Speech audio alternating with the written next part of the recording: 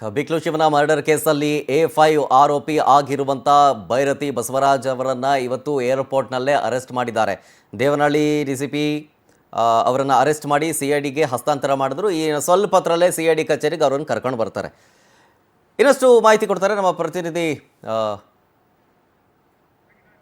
Political bureau head Raghavendra ಲೈವ್ನಲ್ಲಿ. ರಾಘವೇಂದ್ರ, ಒಂದು ಕಡೆ ಈಗಷ್ಟೇ ಅರೆಸ್ಟ್ ಮಾಡಿದ್ದಾರೆ CID ಅಧಿಕಾರಿಗಳು, ಅವರನ್ನು ಕರ್ಕೊಂಡು ಬರ್ತಾ ಇದ್ದಾರೆ ಕಚೇರಿಗೆ ವಿಚಾರಣೆ ಮಾಡಬೇಕು ಅಂತ.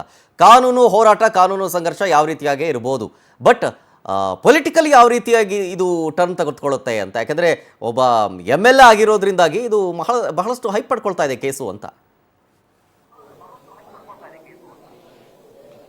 ಖಂಡಿತವಾಗೂ ಶರತ್, ಏನಂದ್ರೆ ಪ್ರಮುಖವಾಗಿ ಈ ಕೇಸಲ್ಲಿ ಭೈರತಿ ಬಸವರಾಜ್ ಅವರ ಕೈವಾಡದ ಬಗ್ಗೆ ಸಾಕಷ್ಟು ಅನುಮಾನಗಳು ಸಹ ವ್ಯಕ್ತವಾಗಿದ್ವು. ಈ ನಿಟ್ಟಿನಲ್ಲೇ ಕಳೆದ 6 ತಿಂಗಳ ಹಿಂದೆ ಏನು ಕೊಲೆ ಆಗಿತ್ತು, ಕೊಲೆಗೆ ಸಂಬಂಧಪಟ್ಟಂತೆ ವಿಚಾರಣೆಗೂ ಸಹ ಭೈರತಿ ಬಸವರಾಜ್ ಹಾಜರಾಗಿದ್ರು.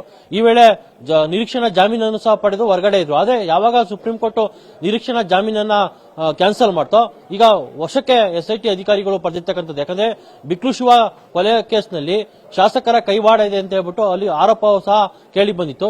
ಇದಕ್ಕೆ ಸಂಬಂಧಪಟ್ಟಂತೆ ಕೆಲವೊಂದಿಷ್ಟು ಪೂರಕ ಸಾಕ್ಷಿಗಳು ಪೊಲೀಸರಿಗೆ ಸಿಕ್ಕಿರ್ತಕ್ಕಂಥದ್ದು SIT ಟೀಮ್ಗೆ. ಯಾಕಂದ್ರೆ ಈ ವಿಚಾರದಲ್ಲಿ ಭೈರತಿ ಬಸವರಾಜ್ ಅವರ ಪಾತ್ರ ಯಾವ ರೀತಿ ಇದೆ, A1 ಆರೋಪಿ ಏನಿದ್ದಾನೆ, A1 ಆರೋಪಿ ಜೊತೆಗೆ ಭೈರತಿ ಬಸವರಾಜ್ ಅವರ ಕಾಂಟ್ಯಾಕ್ಟ್ ಏನೋ, ಅವರ ಸಂಪರ್ಕ ಏನೋ, ಅವತ್ತು ಮರ್ಡರ್ ನಡೆದಂತಹ ಸಂದರ್ಭದಲ್ಲಿ ಭೈರತಿ ಬಸವರಾಜು ಮತ್ತೆ ಆ ಶಿವ ಏನೋ ಮರ್ಡರ್ ಮಾಡಿರ್ತಕ್ಕಂಥ A1 ಆರೋಪಿ ಏನಿದ್ದಾನೆ ಅವರ ನಡುವೆ ನಡೆದಿರ್ತಕ್ಕಂತಹ ಸಂಭಾಷಣೆಗಳು, ಈ ಎಲ್ಲವನ್ನು ಸಹ ಟ್ಯಾಲಿ ಮಾಡಿದಂತಹ ಸಂದರ್ಭದಲ್ಲಿ ಎಲ್ಲವೂ ಸಹ ಒಂದಕ್ಕೊಂದು ಲಿಂಕ್ ಆಗ್ತಾ ಬಂತು.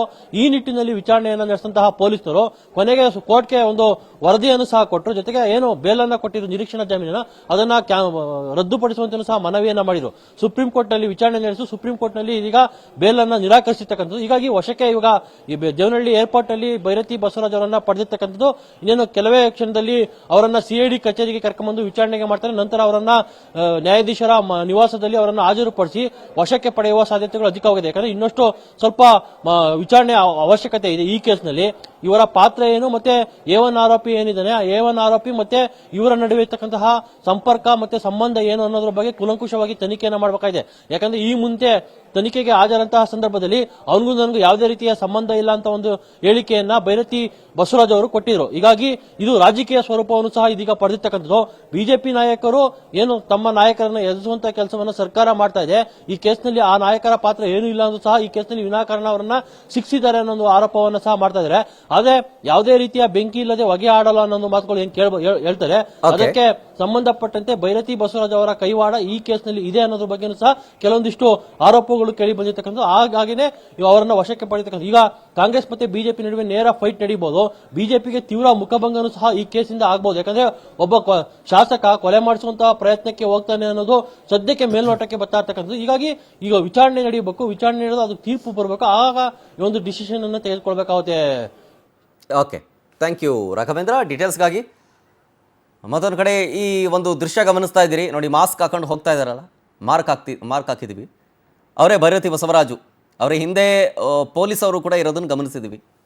ದೇವನಹಳ್ಳಿ ಪೊಲೀಸರು ಅವರನ್ನು ಅರೆಸ್ಟ್ ಮಾಡಿ CIDಗೆ ಹಸ್ತಾಂತರಿಸಿದ್ರು.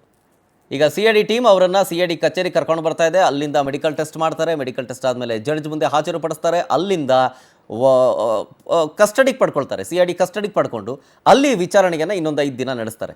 ಅದಾದ ಮೇಲೆ ನೆಕ್ಸ್ಟ್ ಏನಾಗುತ್ತೆ ಅನ್ನೋದನ್ನು ಕಾದು ನೋಡಬೇಕಾಗಿದೆ.